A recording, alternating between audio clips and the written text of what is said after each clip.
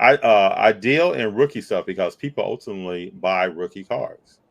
I moved an extra Luca Prism base PSA 10 to get a number two out of 299 and a 65 Premier. Okay, Kaprizov. Moving out of a card to move up. Yeah, you got to be good to do that. There's a people Well, the that Reverend is coming with some next level game right here. This is next level strategy. yeah moving. But see, but I want to ask is that yeah, you moved up to these higher end cards, but are you going to be able to sell it and get what you think it is? Because most of the time, all these higher end cards, you don't. Okay, if FD's rookie, the higher end card went for like 100K, the chances of them getting 100K in cash is very low, right? You think that's You think that's who's gonna pay 100K? They're gonna either give you cards to trade value it, Oh, you probably got to go to a mature auction house for that. but you think 100K? But I'm talking about the straight. You don't need to go to an auction because there's just Nah, fees. that's That's crazy. that's 100K. That's what I'm saying. So when people trade up, are you trading up just because you want to have that high end card to sell, or you just want to hold it just to have it? It's crazy.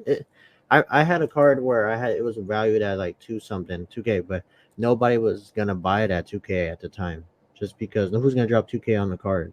so. Let's talk about this then, right? Because this is a good conversation piece. When we talk about cars, we're talking about timelines. Yeah, This is a conversation I got into with some people. Timeline. So my timeline, JD, could be different than yours. that's Your true. timeline may be different than mine. Somebody may want to have a car for a couple of weeks. Another person may say, I'm trying to move this in the next couple of months. I talked to someone the other day, and they asked me, when you buy cars, like, how are you flipping them? And I said, well, I don't flip cars. And they gave me a blank look. And then they said, hold on, aren't you moving stuff quickly? It's like, nope, don't do that. Then they gave me another blank look. Then they asked the question, so what's your strategy? Then when I explained to them what my strategy was, they were floored.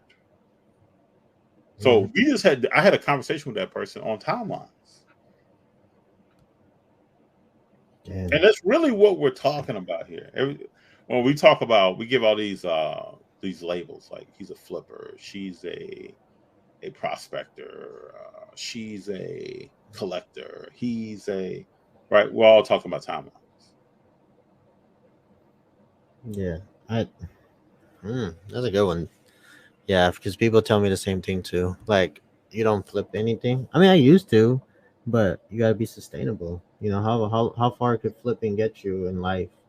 I think I Well, think I think the flipping is about the market, right? So the yeah, market that we just had, oh, you could just go all day. yeah. Listen, you don't have any kind of, your timeline is long, right? Because you can do this for a long time. But if the market changes, just like if you're running a business, right?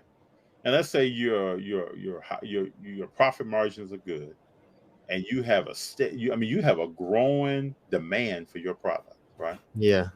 You are not looking out here just scratching and looking for efficiencies in your business. You may be looking for some, Mm-hmm. but you're going to ignore the rest of that. We're about making this money right now. We're moving, right?